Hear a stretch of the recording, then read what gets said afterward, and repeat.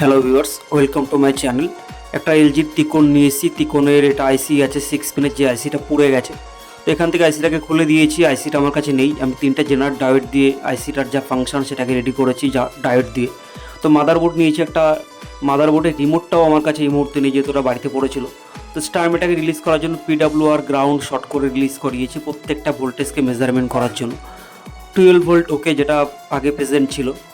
ABDD যেটা ছিলই না, এখন ফাইনালি এসছে। ভিজিএল এটা ছিল -4.9 ভোল্ট। ভিজিএইচ ছিল না, 26.3 ভোল্ট, এখন ওকে। তো ফাইনালি এটা রেডি হয়ে গেছে। আর জেনার ডায়োডগুলোকে সুন্দর করে ইনস্টল করে দিয়েছি, বেশ ভালো করে ডেকোরেট করে দিয়েছি।